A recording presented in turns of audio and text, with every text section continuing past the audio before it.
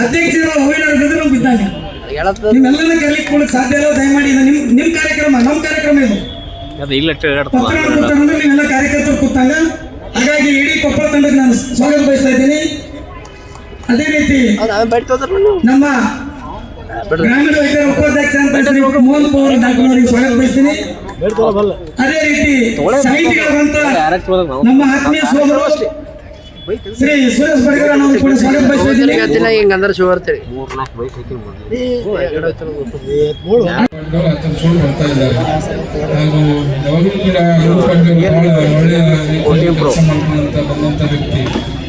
ದಿನ ಬೆಳಗಾದ್ರೆ ಸಮಾಜ ಸೇವೆನೇ ಮುಖ್ಯ ತಿಳ್ಕೊಂಡು ಕೆಲಸ ಮಾಡ್ಕೊಂಡು ಬರುವಂಥ ವ್ಯಕ್ತಿ ಅಮೃತ್ ಪಾಟೀಲ್ ಅವರು.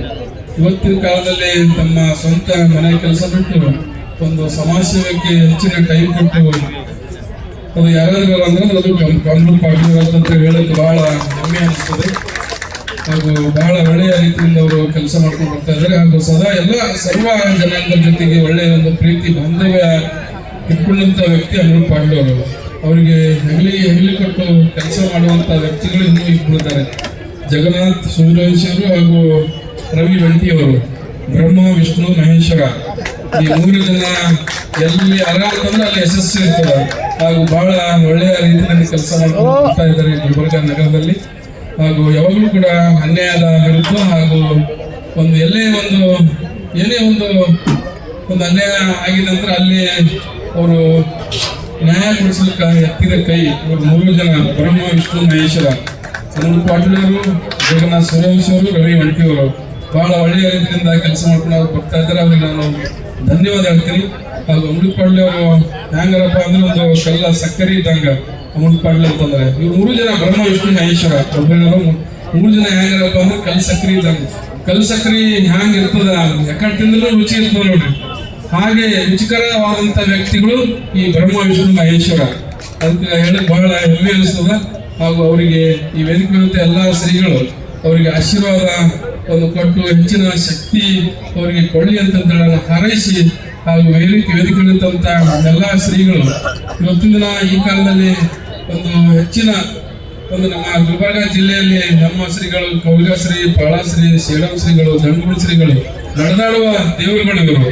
ಇವತ್ತು ನಿಜವಾದ ದೇವರುಗಳು ಮೇಲಿದ್ದಿರ್ಬೋದು, ಆದ್ರೆ ಆ ದೇವರ ರೂಪದಲ್ಲಿ ಇವರು 4 ಜನ ಶ್ರೀಗಳು ನಮಗ ಇದ್ದಾರೆ. ಹಾಗೂ ಅವರ ಆಶೀರ್ವಾದ ಮೂಲಕ ನಾವೆಲ್ಲರೂ ಮುಂದೆ ಒಳ್ಳೆಯ ಸಮಾಜ ಕಟ್ಟೋಣ, ಒಳ್ಳೆ ಜಿಲ್ಲೆ ಕಟ್ಟೋಣ, ಒಳ್ಳೆ ಒಂದು ನಾಡು ಕಟ್ಕೋಣ ಅಂತ ಹೇಳಿ ಇವತ್ತು ಶ್ರೀಗಳು ಇವತ್ತು ದೊಡ್ಡವ್ರು ಬರಲಿ, ಸಣ್ಣವ್ರು ಬರಲಿ, ಚಿಕ್ಕವ್ರು ಬರಲಿ, ದೊಡ್ಡವ್ರು ಬರಲಿ, ಯಾರೇ ಬಂದರೂ ಕೂಡ ಸರಿಸಮ ಅಂತ ನೋಡಿಕೊಂಡು ಆಶೀರ್ವಾದ ಕೊಟ್ಟು ಒಳ್ಳೆ ದಾರಿಯಲ್ಲಿ ನಮಗೆಲ್ಲರಿಗೂ ಸಾಗಲಿಕ್ಕೆ ಈ ಶ್ರೀಗಳ ಆಶೀರ್ವಾದ ಬಹಳ ಪ್ರಮುಖವಾದದ್ದು.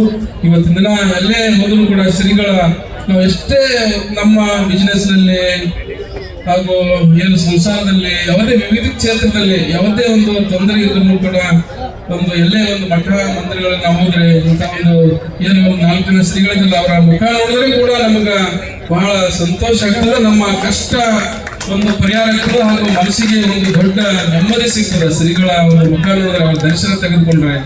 ಅದಕ್ಕಾಗಿ ನಾನು ಎಲ್ಲರಿಗೂ ವಿನಂತಿ ಮಾಡ್ಕೊತೀನಿ. ಹಾಗೂ ಇಂಥ ಒಂದು ಶ್ರೀಗಳ ಆಶೀರ್ವಾದ ನಮ್ಮೆಲ್ಲರ ಮೇಲೆ ಇರಬೇಕು. ಹಾಗೂ ಅವರ ಆಶೀರ್ವಾದ ಮೂಲಕ ನಾವೆಲ್ಲ ಒಂದು ಸಮಾಜ, ಒಳ್ಳೆ ಸಮಾಜ ಕಟ್ಟೋಣ ಅಂತಂತ ಹೇಳಿ, ಅವರ ಆಶೀರ್ವಾದ ಹಿಂಗೆ ಎಲ್ಲರ ಮೇಲೆ ಇರಲಿ ಅಂತಂತ ಹೇಳಿ ನಾನು ಕೂಡ ನಿಮ್ಮೆಲ್ಲರಿಗೂ ಹಾರೈಸಿ ನಾನು ಮಾತು ಮುಗಿಸ್ತೇನೆ. ಜೈ ಹಿಂದ್, ಜೈ ಕರ್ನಾಟಕ. ಎಲ್ಲರಿಗೂ ಕೂಡ ಮನಪೂರ್ವಕವಾಗಿ ಅಭಿನಂದನೆ ಸಲ್ಲಿಸ್ತೀನಿ, ಸ್ವಾಗತವನ್ನು ಕೊಡ್ತೀನಿ. ತಾಯಿ ಭುವನೇಶ್ವರಿಗೆ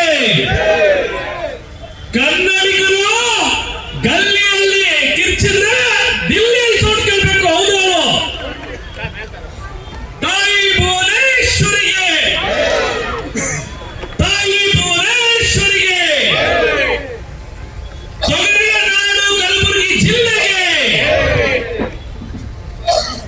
ಕರ್ನಾಟಕದ ಗಡಿನಾಡು ಕಲಬುರಗಿ ಜಿಲ್ಲೆಗೆ, ಬಸವಣ್ಣನವರ ಬೀಡು ಕಲಬುರಗಿ ಜಿಲ್ಲೆಗೆ, ಸಾಹಿತಿಗಳ ಬೀಡು ಕಲಬುರಗಿ ಜಿಲ್ಲೆಗೆ. ನಮ್ಮ ಕಲಬುರಗಿ ಜಿಲ್ಲೆನ ಎಷ್ಟು ಹೊಗಳಿದ್ರು, ಎಷ್ಟು ರೀತಿಯಲ್ಲಿ ಹೇಳಿದ್ರು ಕಡಿಮೆನೆ. ಹಾಗಾಗಿ ಸಮಯದ ಅಭಾವ ಇರೋದ್ರಿಂದ, ಇಲ್ಲಾಂದ್ರೆ ಹೇಳ್ತಾ ಹೋದ್ರೆ ಎಷ್ಟು ತಾಸು ಸಿಕ್ಕಿದ್ರು ಕೂಡ ಅದು ಸಾಲೋದೇ ಇಲ್ಲ. ಹಾಗಾಗಿ ಇವತ್ತು ನಾವು ಏನು ಈ ಒಂದು ಗಡಿನಾಡು ಕನ್ನಡಿಗರ ಉತ್ಸವವನ್ನ, ಯಾಕಂದ್ರೆ ಪ್ರತಿ ವರ್ಷ ನಾನು ಈಗಾಗಲೇ 10 ವರ್ಷಕ್ಕೂ ಅಧಿಕವಾಗಿ ಕಲಬುರಗಿ ಜಿಲ್ಲೆಗೆ ನಾನು ಪ್ರತಿ ವರ್ಷ ಬರ್ತಾನೆ ಇದ್ದೀನಿ. ಯಾವುದೇ ಕಾರ್ಯಕ್ರಮ ನಡೆದ್ರು ಕೂಡ ನಮ್ಮ ಅಮೃತ್ ಪಾಟೀಲ್ ಸರ್, ರವಿ ಒಂಟಿ ಸರ್ ಅವರಾಗಿರ್ಬೋದು, ನಮ್ಮ ಜಗನ್ನಾಥ್ ಸರ್ ಅವರಾಗಿರ್ಬೋದು, ಮತ್ತು ಎಲ್ಲ ತಂಡದವರು, ಪ್ರತಿಯೊಬ್ಬರು ಪದಾಧಿಕಾರಿಗಳು, ಕಾರ್ಯಕರ್ತರು ಯಾವುದೇ ಒಂದು ಕಾರ್ಯಕ್ರಮ ನಡೆದ್ರು ಕೂಡ ನಮ್ಮನ್ನು ಆಹ್ವಾನ ಮಾಡ್ತಾನೆ ಇರ್ತಾರೆ. ನಾವು ಬರ್ತಾನೆ ಇರ್ತೀವಿ. ನನ್ನ ಉಸಿರು ಎಲ್ಲಿವರೆಗೂ ಇರುತ್ತೋ ಅಲ್ಲಿವರೆಗೂ ಕೂಡ ಕಲಬುರಗಿ ಜಿಲ್ಲೆಗೆ ಬರ್ತಾನೆ ಇರ್ತೀನಿ, ನಿಮ್ಮಗಳ ಸೇವೆ ಮಾಡ್ತಾ ಇರ್ತೀನಿ ಅಂತ ಹೇಳಕ್ ಇಚ್ಛೆ ಪಡ್ತೀನಿ. ಇವತ್ತು ಈ ಒಂದು ಗಡಿನಾಡ ಉತ್ಸವ ನಿಜವಾಗ್ಲೂ ಕೂಡ ಹೆಮ್ಮೆ ತರುವಂತದ್ದು. ಇಷ್ಟೊಂದು ಕನ್ನಡದ ಕಟ್ಟಾಳು, ಕನ್ನಡದ ಅಭಿಮಾನಿಗಳು, ಕನ್ನಡದ ಸೇನಾನಿಗಳು ಇವತ್ತು ನೀವೆಲ್ಲ ಸೇರಿದ್ದೀರಿ. ಯಾಕಂತಂದ್ರೆ ನಾವೆಲ್ಲರೂ ಕೂಡ ನಮ್ಮ ಸರ್ ಹೇಳ್ದಂಗೆ 26 ಅಕ್ಷರ ಇಂಗ್ಲಿಷ್ಗೆ ಅಷ್ಟಿರ್ಬೇಕಾದ್ರೆ 49 ಅಕ್ಷರ ಕನ್ನಡಕ್ಕೆ ಎಷ್ಟು ಗತ್ತಿರ್ಬೇಕು. ನಿಜವಾಗ್ಲೂ ನಾವು ಹೆಮ್ಮೆ ಪಡಬೇಕು. ಪ್ರಪಂಚದಲ್ಲಿ ಯಾವುದಾದ್ರೂ ಒಂದು ಭಾಷೆಗೆ ತನ್ನದೇ ಆದಂತ ಸ್ವಂತ ಲಿಪಿ ಇದೆ ಅಂದ್ರೆ ಅದು ಬಂಧುಗಳೇ ಕನ್ನಡಕ್ಕೆ ಕನ್ನಡಕ್ಕೆ ಕನ್ನಡಕ್ಕೆ ಅಂತ ಹೇಳಕ್ ಇಚ್ಛೆ ಪಡ್ತೀನಿ. ಪ್ರಪಂಚದಲ್ಲಿ ಯಾವುದಾದ್ರೂ ಒಂದು ಭಾಷೆಗೆ ಸ್ವಂತ ವ್ಯಾಕರಣ, ವ್ಯಂಜನ, ಒತ್ತಕ್ಷರಗಳಿದೆ ಅಂದ್ರೆ ಅದು ಕನ್ನಡಕ್ಕೆ ಕನ್ನಡಕ್ಕೆ ಕನ್ನಡಕ್ಕೆ ಅಂತ ಹೇಳಕ್ ಇಚ್ಛೆ ಪಡ್ತೀನಿ. ಪ್ರಪಂಚದಲ್ಲಿ ಯಾವುದಾದ್ರೂ ಒಂದು ಭಾಷೆಗೆ 2000 ವರ್ಷಗಳ ಹಿಂದಿನ ಇತಿಹಾಸ ಇದೆ ಅಂದ್ರೆ ಅದು ಕನ್ನಡಕ್ಕೆ ಕನ್ನಡಕ್ಕೆ ಕನ್ನಡಕ್ಕೆ ಅಂತ ಹೇಳಕ್ ಇಚ್ಛೆ ಪಡ್ತೀನಿ. ಪ್ರಪಂಚದ ಯಾವುದಾದರೂ ಒಂದು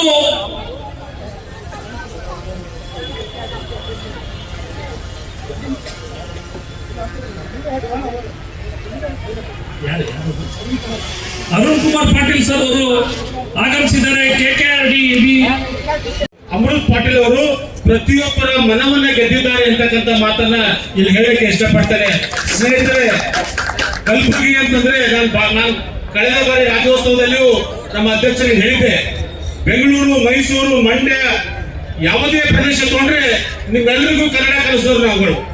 ಕವಿರಾಜ್ಯ ಮಾರ್ಗವನ್ನ ಹಿಡಿದುಕೊಂಡು ನಿಮ್ಮೆಲ್ಲರಿಗೂ ಕನ್ನಡ ಕಲಿಸ್ತಕ್ಕಂಥ ಕೆಲಸ ಮಾಡಿದವರು ಕಲಬುರಗಿ ಜಿಲ್ಲೆಯವರು. ವಿಶೇಷವಾಗಿ ಕಲಬುರಗಿ ಅಂತಂದ್ರೆ ಕನ್ನಡ ಪರ ಅಂದ್ರೆ ಕಲಬುರಗಿ.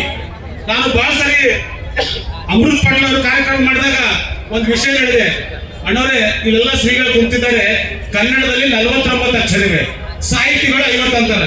50 ಇರ್ಲಿ, 49 ಇರ್ಲಿ, ಏನೇ ಇರಲಿ, 50ರ ಗಡಿಯಲ್ಲಿ ಇರ್ತಕ್ಕಂಥ ಕನ್ನಡ ಪರ ಸಂಘಟನೆಯ ಕನ್ನಡದ ಅಕ್ಷರಗಳ ಮುಂದೆ 26 ಅಕ್ಷರ ಇಂಗ್ಲಿಷ್ ನಡೆಯೋದಿಲ್ಲ.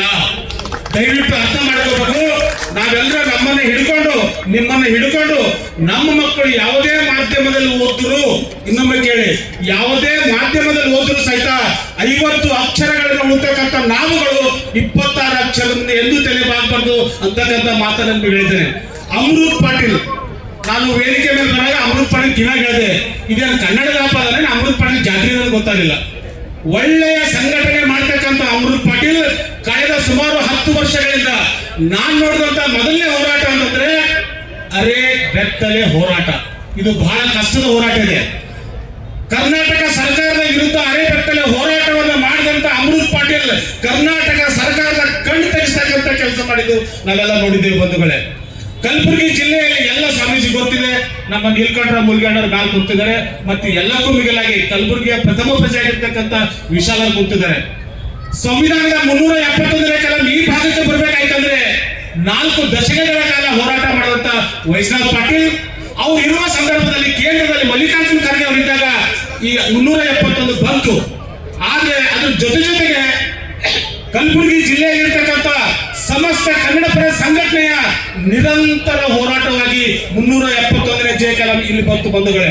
ಅದರಲ್ಲಿ ವಿಶೇಷವಾಗಿ ಅಮೃತ್ ಪಾಟೀಲ್ ಹಗಲು ರಾತ್ರಿ 371ನೇ ಕಲಂ ಹೋರಾಟ ಮಾಡಿದ್ದು ನಾವು ಕಣ್ಣಾರೆ ಕಂಡಿದ್ದೇವೆ ಬಂಧುಗಳೇ.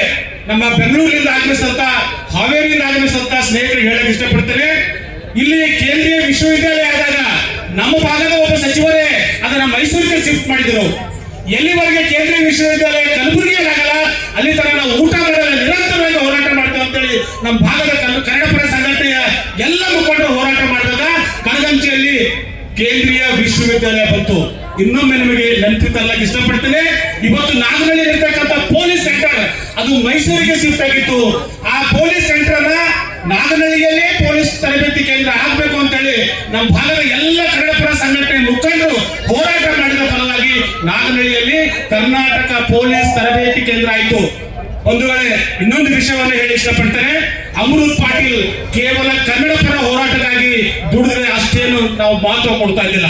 ಇವತ್ತು ಹಳ್ಳಿಯಲ್ಲಿ ಕಾಂಗ್ರೆಸ್ನ ಕರ್ನಾಟಕ ಸರ್ಕಾರ ಇರುವ ಸಂದರ್ಭದಲ್ಲಿ ಇವತ್ತು ಎಷ್ಟೋ ಹಳ್ಳಿಗಳಲ್ಲಿ ವೈದ್ಯರ ಕೊರತೆ ಇದೆ. ಆ ವೈದ್ಯರ ಕೊರತೆಯನ್ನ ನೀಗಿಸಿದ ಏಕೈಕ ವ್ಯಕ್ತಿ ಅಂದ್ರೆ ಅದು ಅಮೃತ್ ಪಾಟೀಲ್. ನಾನು ಸುಮಾರು 10 ಕಾರ್ಯಕ್ರಮಗಳಲ್ಲಿ ಹೋಗಿದ್ದೇನೆ. ಹಳ್ಳಿಯಲ್ಲಿ ಇವತ್ತು ಏನು ವೈದ್ಯರು ದುಡಿತಾ ಇದ್ದಾರೆ, ಆ ವೈದ್ಯರೆಲ್ಲರಿಗೂ ಒಂದು ಕಡೆ ಕೂಡಿಸಿ ನಿಮಗೆ ನ್ಯಾಯ ಒದಗಿಸ್ಕೊಡ್ತೀವಿ ಅಂತ ಹೇಳಿ ನಮ್ಮ ಕಲಬುರಗಿಯ ಜಿಲ್ಲಾಧಿಕಾರಿಗಳ ಜೊತೆ ಹೋಗಿ ಅವ್ರಿಗೆ ಮನವೊಲಿಸಿ ಅವ್ರು ಕೆಲಸ ಮಾಡಿಬಿಡ್ರಿ ಅಂತ ಹೇಳಿ ಇವತ್ತು ಎಲ್ಲ ವೈದ್ಯರಿಗೆ ಅವ್ರು ಯಾರು ನಕಲಿ ವೈದ್ಯರಲ್ಲ, ಆಕ್ಚುಲಿ ಅವರೇ ರೋಗಿಯ ನಿಜವಾದಂತ ದೇವರುಗಳು. ಇವತ್ತು ಕಲಬುರಗಿ ಜಿಲ್ಲೆ ಇಂಟೀರಿಯರ್ ಪ್ಲೇಸ್ ನೀವು ಹೋದಾಗ ಯಾವ MBBS ಡಾಕ್ಟರ್ ಅವರು ಮನೆ ಮಾಡ್ಕೊಂಡಿರಲ್ಲ. ನಮ್ಮ ಸ್ನೇಹಿತರಾದಂತ ಎಲ್ಲ ವೈದ್ಯರಲ್ಲಿ ಮಾಡ್ತಾರೆ.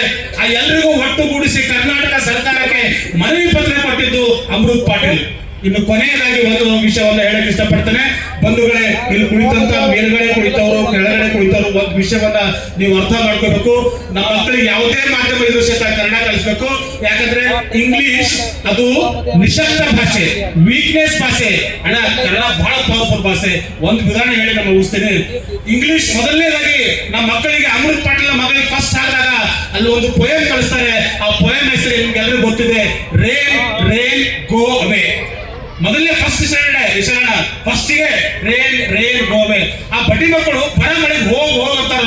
ಆದ್ರೆ ಕನ್ನಡ ಹಾಗಿಲ್ಲ ಅಣ್ಣ, ಬಾರೋ ಬಾರೋ ಮಳೆರಾಯ, ಬಾರೋ ಬಾರೋ ಮಳೆರಾಯ. ಧನ್ಯವಾದಗಳು.